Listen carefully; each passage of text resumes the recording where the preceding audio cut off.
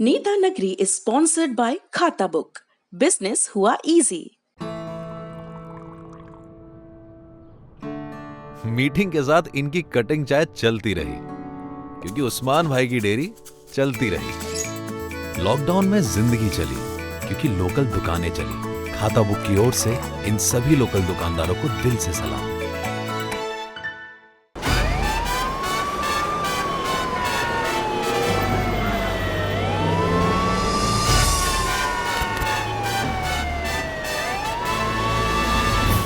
मैं राहुल जी आपसे ये जानना चाहता हूँ, इस पूरी बहस का जो एक सिरा जाके फेसबुक पर जुड़ता है, ये चल क्या रहा है? एक तरफ से मनीष तिवारी कुछ कहते हैं, दूसरी तरफ से राजदीप जी के दोस्त अमित मालवीय कुछ कहते हैं। वो कहते हैं ये देखो ये लॉबीज से मिल रहे हैं, ये कांग्रेस सपोर्टर हैं। राजवर्धन कॉलम लिखते हैं। फिर कहा जाता है कि नहीं अंकी दास भाजपा सपोर्टर हैं, मोदी जी के पक्ष में लिखती हैं। ये क्या है चक्कर राहुल जी? राजदीप जी मैं आऊंगा आपके पास। कब से बने? मेरे कोई दोस्त नहीं है, ना मनीष तिवारी ना अमित मालवीय। पर चलिए आगे आप बताइए राहुल।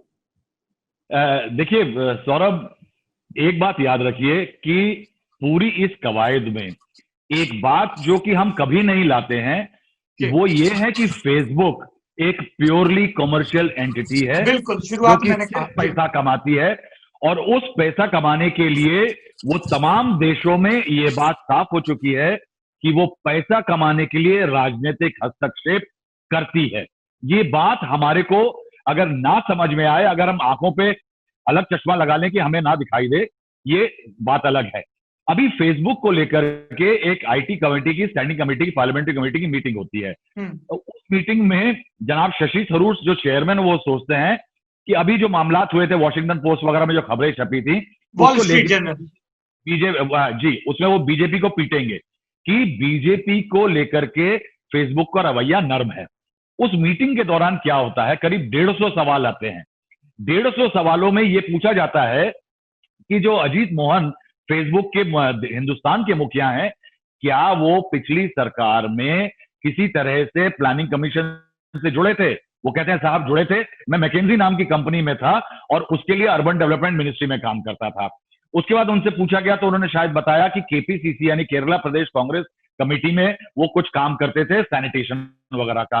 कुछ तमाम ओवरसाइट कमेटी के लोगों पे बीजेपी ने आरोप लगा दिए कि हमें पता है कि ये लोग नरेंद्र मोदी के खिलाफ आर्टिकल लिखते रहे हैं। उनसे पूछा गया कि आप क्या आपकी जो एम्प्लॉयमेंट होती है उसमें पॉलिटिकल एफिलिएशन देखे जाते हैं? तो कहा साहब ये नहीं होता है। क्या आप भारत का कानून मानते हैं या ग्लोबल कानून जो आपका उसको भारत में चलाते हैं? उन्होंने कहा साहब ग्लोबल कानून चलता है। उनसे पूछा गया क्या आप कोई अगर अवैध, असंवैधानिक, आपत्तिजनक कोई पोस्ट हो हिंदुस्तान में, उसको आप रोक सकते हैं? कहते साहब नहीं, जब तक कंप्लेंट नहीं होगी तब तक नहीं रोक सकते हैं। कहीं ना कहीं बीजेपी पे जो आरोप लगे थे, मामला उसने उलझा दिया। लेकिन अगर इस मीटिंग का सार देखें तो एक बात साफ हो जाती है कि फेसबुक एक ग्लोबल एंटिटी है, एक बिजनेस एंटिटी है। उसको भारत की राजनीति में हस्तक्षेप करने में कोई ऐतराज नहीं है।